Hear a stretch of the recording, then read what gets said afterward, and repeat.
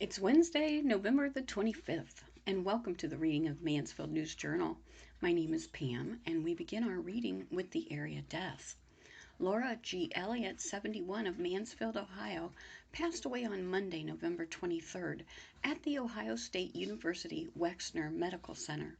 The family will receive friends from 10 to 11 a.m. on Friday, November 27th, at the Diamond Street home of Wapner Funeral Directors at 98 South Diamond Street in Mansfield. A service will follow beginning at 11 a.m. Logan F. Hall, known as Junior, 88, of Ashland, passed away at Crystal Care of Ashland on Sunday, November 22nd. The family is observing a private graveside service. Linda Aunt Lynn J. Johnson, 69, of Ontario, passed away Tuesday, November 17th, at the Avita Health System in Ontario Hospital. The family will receive friends from 5 to 8 p.m. Thursday, December 3rd, at the Ontario home of Wapner Funeral Directors. The funeral service will be held on Friday at 11 a.m. at Mansfield Open Bible Church. Robert Charles Metcalf, 92, of Mansfield, passed away at Ohio Health Mansfield Hospital on Saturday, November 21st, after a short illness. Due to COVID restrictions, there will be no services. James Edward Smith, known as Jim, known to many as Gentleman Jim, 75, of Mansfield, passed away at Ohio Health Mansfield Hospital on Saturday, November 21st. Family and friends may visit from 12 to 2 on Saturday, November 28th, at the Ontario home of Wapner Funeral Directors, with service beginning at 2. And this concludes the reading of the area deaths for today. So let's begin with our first article. Richland County sees over 3,000 virus cases, by Monroe Trombley.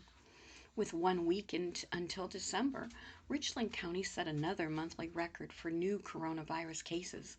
The number of COVID-19 patients at local hospitals rose above 70 for the first time. According to the Ohio Department of Health, at least 1,261 people in Richland County either received a positive test result or first reported symptoms of COVID-19 in the first 3 weeks of November, compared to 755 in all of October, an increase of 67%. The new cases in November represent nearly 41% of the county's total new cases, which surpassed 3,000 on Monday. In the first week of October, Richland County had seen just over 1,000 confirmed and probable cases of COVID-19, the disease caused by the novel coronavirus. The News Journal, using the state's summary data, looked at the number of new cases by date of illness onset. That's usually the day someone took a coronavirus test, received a positive test result, or when someone first reported symptoms. Meanwhile, the number of COVID-19 patients at Richland County hospitals continues to climb. As of Monday, there were 72 people in Richland County hospitalized with COVID-19, compared to 58 1 week earlier. Based on the numbers, young people appear to be driving community transmission in Richland County, and older people are being hospitalized at much higher rates. Nearly 72% of the cases reported this month were in people under 60, while more than 69% of those hospitalized were over 60. Since Friday, Richland County reported 3 more deaths, bringing the total to 31. As of Monday, Richland County had 3,080 confirmed and probable COVID-19 cases, 255 hospitalizations, including 55 ICU admissions, and 1,697 recoveries. There are over 1,000 active cases in Richland County, the health department reported last week. The 44903 and 44904 zip codes have the most cases. In a news briefing, hospital leaders again pleaded with Ohioans to wear a mask and limit gatherings with others as the state set another record Monday for newly reported COVID-19 cases and currently hospitalized patients. Ohio reported 11,885 new COVID cases added Monday, but that might be artificially high, Governor Mike DeWine warned. due to a 2-day delay in reporting from a large testing provider, Mercy Health and the Cleveland Clinic. Monday's case numbers were again marked incomplete for the 6th day in a row due to a backlog of thousands of cases linked to a positive antigen test that need review before they can count. The previous single-day record was 8,808 on Friday, which was also incomplete. The big picture is the high volume of these cases is now overwhelming the system, DeWine said. Ohio again set a record for COVID-19 patients needing hospital care on Monday, 4,358 in-hospital beds with 1,079 in intensive care units, according to the Ohio Hospital Association. Those numbers are about 3 times greater than just 1 month ago. The percentage of positive coronavirus tests reached a 7-day average of 13.5% on Saturday, the most recent day that information is available. The last time that figure was that high was in late April, when only about 5,000 tests were given a day. The Ohio Hospital Association has unveiled a new dashboard displaying the number of COVID-19 patients in each of the state's 8 hospital regions at ohiohospitals.org. On Monday, 801 COVID-19 patients were hospitalized in the 13-county north-central, northeast Ohio region, about 1 in 4 of all hospital patients. Jackie Bouchard and Hannah Sparling of the Cincinnati Enquirer, a sister paper, contributed to this report. 179th Airlift Wing on shortlist for new cyber mission by Lou Whitmire. The 179th Ohio Airlift Wing of the Air National Guard at Mansfield-Lom Regional Airport is one of 2 sites selected as possible locations for a new mission. The U.S. Department of Defense notified Governor Mike DeWine on November 20th that the U.S. Air Force had selected Mansfield as a candidate location to host an Air National Guard Information Warfare Cyber Wing, according to a news release from the Ohio National Guard Public Information Officer Stephanie Begauer in Columbus. Major General John C. Harris, Adjunct General and Commander of the Ohio National Guard, said it is exciting news. This potential new mission for the men and women of the Ohio Air National Guard would bring in-demand cybersecurity positions to the area, Harris said. It would position us in the middle of military's cutting-edge cyber capabilities and the fight against emerging cyber threats. The Mansfield site is one of 2 being considered for the Information Warfare Wing, with the other being Minneapolis-St. Paul International Airport in Minnesota, according to Begauer. The Air Force is expected to conduct site surveys at each of the 2 locations. The mission is planned to begin transitioning in 2022. The 179th currently flies the C-130 Hercules transport aircraft on missions across the United States and around the world. In addition, the unit participates in disaster relief efforts and other domestic emergencies as requested. There are about 900 members of the wing. And the new county wildlife officer has a canine partner by Lou Whitmire. Richland County's newest wildlife officer is one of 5 wildlife officers in Ohio to have a canine partner.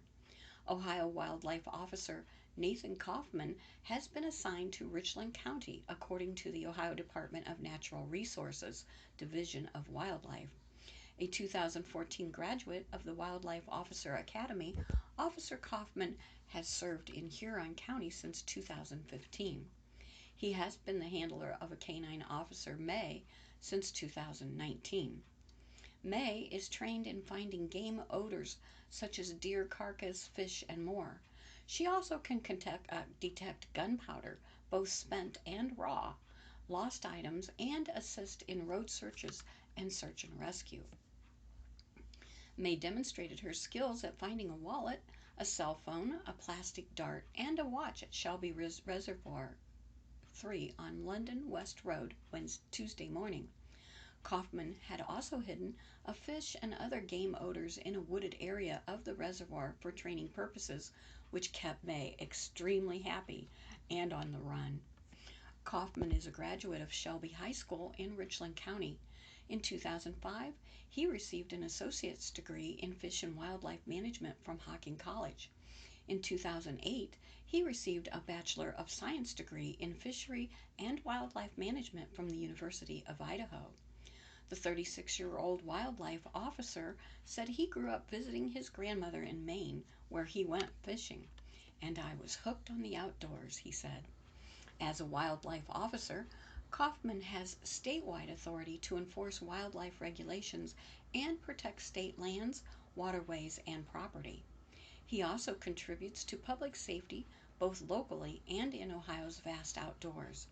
Each year, Ohio's wildlife officers speak to clubs and groups about conservation and wildlife programs, perform fish and wildlife surveys, and provide technical advice and instruction about hunting, fishing, and other outdoor-related recreation. Aside from enforcing hunting, fishing, and tracking regulations, Kaufman also keeps busy on the job working with members of law enforcement, conducting canine education, and issuing permits and citations. He also participates in the walleye run at Lake Erie each year with his colleagues. His black Ford SUV is his office for the most part, he said. On November 30, deer gun season starts in Ohio, which is a busy time for all wildlife officers, including Kaufman, who says his job is different every day, something he enjoys. He and his wife Brooke have 2 children. They also have a golden retriever at home who likes playing with Canine May. The family likes to go camping in their spare time. Former Richland County, Ohio wildlife officer Greg Wasilewski retired in August. To reach Kaufman, call the Wildlife District 2 headquarters in Findlay at 419-424-5000 to report to report serious activity involving wildlife. Call 1-800-POACHER or 1-800-762-2437. And now, locally based entrepreneurs come up with unique guitar. Wheel changes, pickups, and create multiple sounds on one instrument by John Spencer. They should probably lighten their load. Legendary rocker Keith Richards of the Rolling Stones said in an interview a couple of years ago that he works with about 15 guitars all the time. Country music star Brad Paisley told a young fan on the Today Show that he has too many guitars. What if Richards could essentially pack his collection into one case? What if Paisley could get all the sounds he wanted out of one set of strings, leaving him with more time to focus on his assortment of cowboy hats? The guys from JKR Custom Guitars are here to help. Belleville neighbors Joe Chapman and George Feiner, along with Kyle Stanton, their sidekick from Shelby, like to say they're reinventing the wheel because they have. These 3 local entrepreneurs have struck upon one of the music industry's newest guitar modifications, or mods. It's a patented wheel containing 4 pickups that can be rotated on the guitar to provide the tone the guitarist desires. For the uninitiated, a pickup is a magnet with a bundle of thin copper wires coiled around it that transforms the vibration from the strings into an electronic signal. These signals are then sent to a guitar amplifier, which boosts them to audible volumes. There are hundreds of pickups to choose from, depending on the guitarist's preferred tone: rock, country, blues, jazz, heavy metal, whatever the genre. What makes this invention unique is that the pickup wheel can be removed from the back of the guitar in seconds and replaced with another wheel. There's no need to mess with the strings. Since each wheel includes 4 pickups, it's the equivalent of 4 guitars in one, or 8 in one, or 12 or 16 in one, depending on how many wheels you have in hand. How cool is that?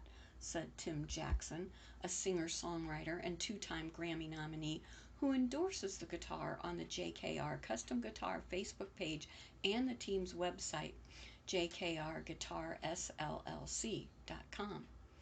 Local guitarist Taylor Shoup, who appears on the music video for Paisley's newest hit, #1 in Beer, calls this creation the Swiss Army knife of guitars. During a 12-minute demonstration video on the JKR website and Facebook page, you can still play Keith Richards' music on a Vince Gill guitar, but it doesn't sound as authentic, Chapman said. To get the songs more original sounding, you'd want to use the same type pickup they use.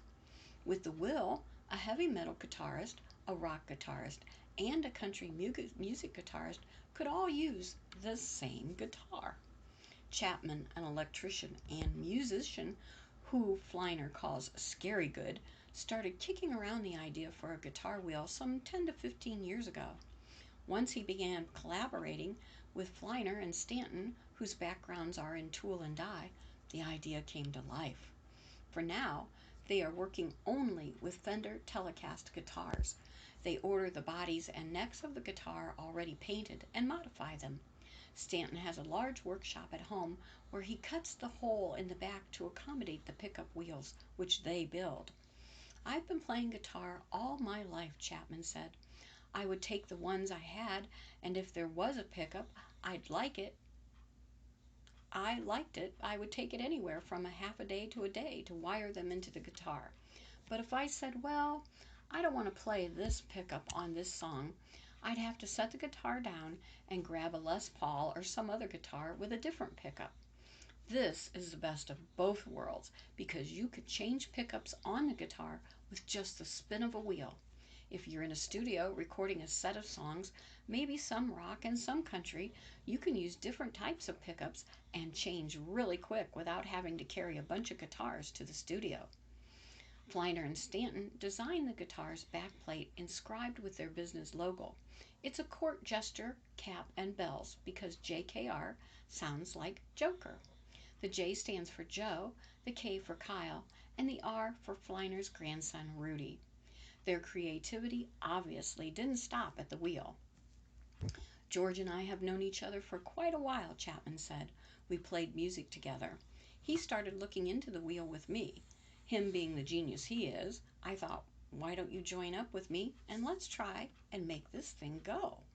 Between the three of us, we started working together and it came together. We wanted to build a team where everybody can do something. Stanton is happy to help as long as no one asks him to play a riff. I would love to learn the guitar, but I'm not that talented, he said, laughing. My job is to turn this into something marketable. Chapman says he spent 2 to 3 years and between $10,000 and $15,000 in obtaining a patent.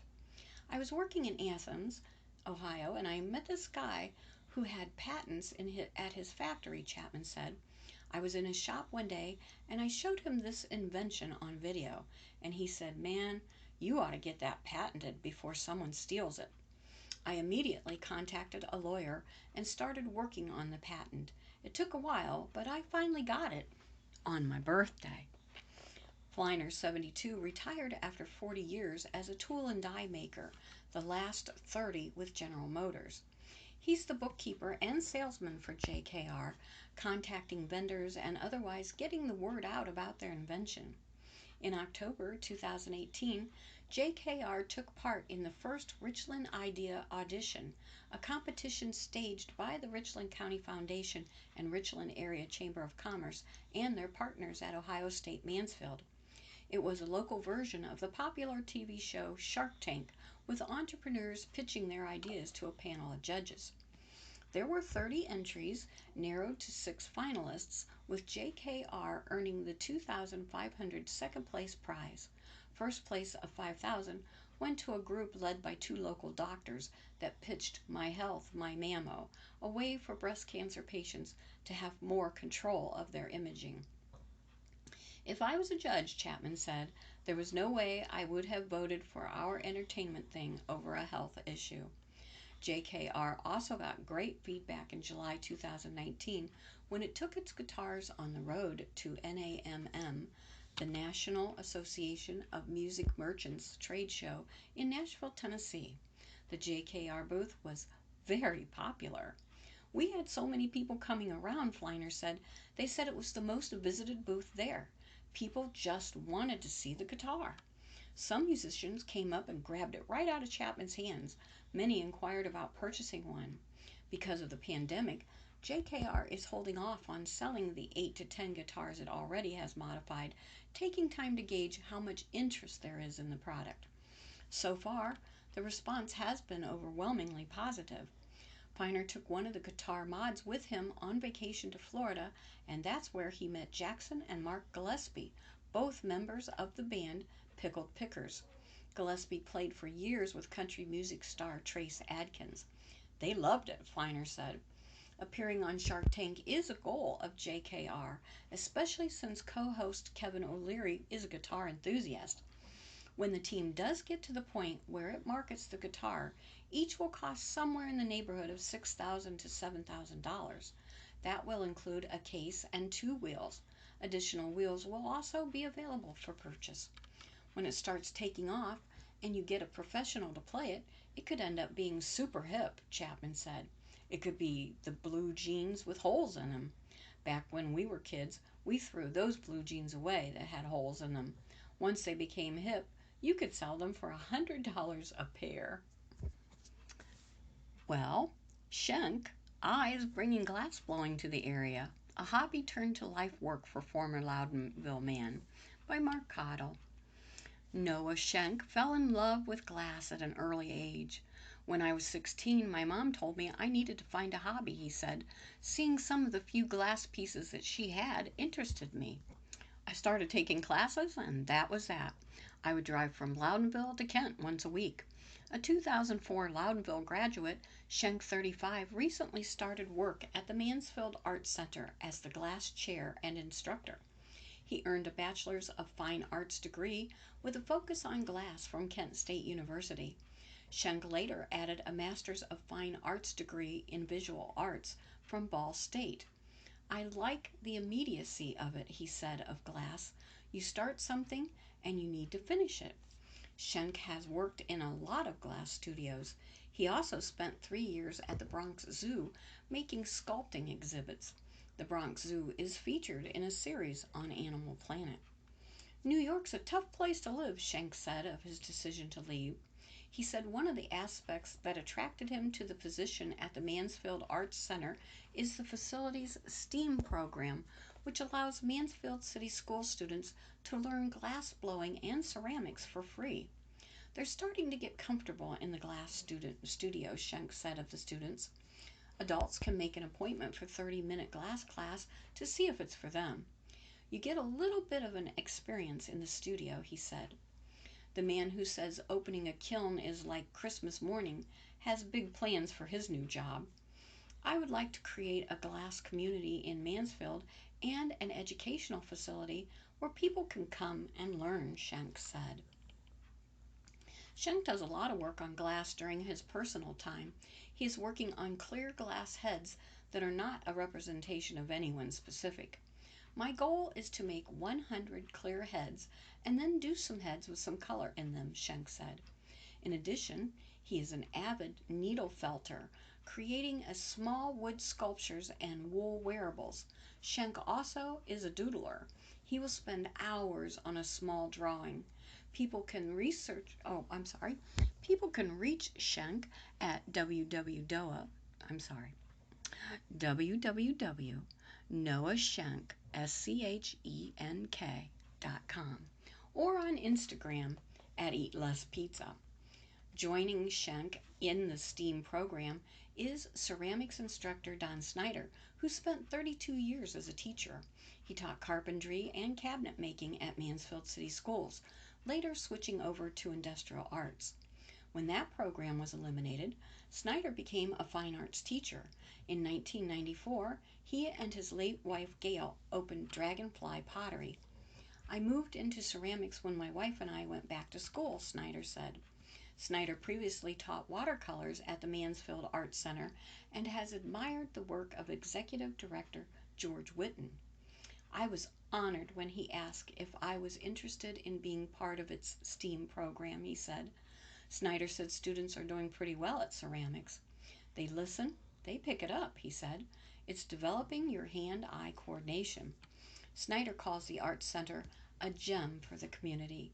The opportunities are just phenomenal, he said. I hope the community will not be intimidated and will come along to see what we're doing. We've got a great crew here. And up next, Tiny Tim's shop helps kids buy Christmas gifts. Items are $15 or less for children 12 and under at the downtown store by Zach Tugel. A store designed to allow children to shop for their family members' Christmas presents opens Saturday. The Tiny Tim shop, 128 North Main Street, will be open every Saturday between now and Christmas, according to Jamie Thompson, Chief Development Officer of Downtown Mansfield, Inc., which operates the location. The store has operated every holiday season for more than 2 decades. It started as a project to help bring people into downtown, Thompson said. Children aged 12 and under are invited to visit the location to purchase items. Gifts are $15 or less, Thompson said. Whoever brings the child to the store will be asked to help fill out a sheet that includes the name of the person the child needs to shop for, their relation, and the budget of the shopping trip. All of the items are consigned, Thompson said. They come from local merchants downtown. A volunteer will take the child into the shopping area to ensure they get what's needed within their budget. Then we help the kids wrap the gifts, Thompson said. The store gets busier every Saturday until Christmas. This was our first day, Thompson said. This year is going to be different than any other year. Because of COVID, the store is only accessible on a reservation basis. They need to schedule in advance, Thompson said. To book a shopping time, visit the store online at downtownmansfield.com. Let's move on to local news briefs. The Mansfield NAACP to elect officers. The Mansfield chapter of the NAACP will hold an election of officers from 9 a.m. to 7 p.m. Monday. Any member who joined the NAACP before October 30th is eligible to vote at the UMADAOP office located at 215 Trimble Road. Members are asked to bring their membership card or current identification and wear a mask. All necessary precautions will be taken to ensure the safety of chapter members. The successful candidates will serve the organization from January 2021 through December 2022. For additional information, contact the local NAACP office at 419-522-9894. The Health Department offers food and safety tips. Foodborne illness, often called food poisoning, is a common and costly, yet preventable public health problem. Each year, about 1 in 6 Americans, or 48 million people, get sick from foodborne diseases. Richland Public Health urges everyone to follow some simple food safety tips when preparing meals this holiday season. First, everything that touches food should be very clean. Wash your hands and food preparation surfaces often. Rinse fresh fruits and vegetables under running water. Be aware of cross-contamination or the transfer of germs to food from other foods, cutting boards, utensils, and hands. Even after you've cleaned your hands and surfaces thoroughly, raw meat, poultry, seafood, and eggs can still spread germs to ready-to-eat foods unless you keep them separate. Use a food thermometer to measure the internal temperature of foods such as meats, hamburgers, poultry, egg casseroles, and any combination dishes to ensure that a safe temperature is reached and that harmful bacteria are destroyed. Finally, make sure the temperature in the refrigerator is 40 degrees Fahrenheit or below and 0 degrees or below in the freezer, and refrigerate or freeze perishables. Prepare food and leftovers as soon as possible. For more information about food safety, go to richlandhealth.org. Deep fried turkey is popular in Ohio. A lot of Ohioans are apparently going to be deep frying their turkey this Thanksgiving. That's according to a study of geotagged Twitter data since November 1st. Meat experts at SeriouslySmoked.com tracked tweets and hashtags about how people are going to cook their turkeys this year. Hashtags used included hashtag roast turkey, hashtag deep fried turkey, hashtag smoked turkey, as well as phrases and keywords such as roasted turkey recipe, deep fried turkey recipe, and smoked turkey recipe. More than 80,000 tweets were tracked. The traditional roast turkey won the most states, 29, but deep fried turkey is popular in 16 states, including Ohio. Smoked turkey is a favorite in 5 states. The compost facility announces its holiday hours. The Richland County Solid Waste Compost Facility will close Thursday, Friday, and Saturday in observance of Thanksgiving. After Thanksgiving, hours will be 7 a.m. to noon and 12:30 to 4 p.m. Tuesday through Friday, and from 8 a.m. until noon on Saturday until further notice. Well, friends, this concludes the reading of the Mansfield News Journal for Wednesday, November 25th. My name is Pam. Thank you for having me into your home today, and I would ask that you have a most blessed Thanksgiving. Please stay safe and do what you can do to make today a really great day.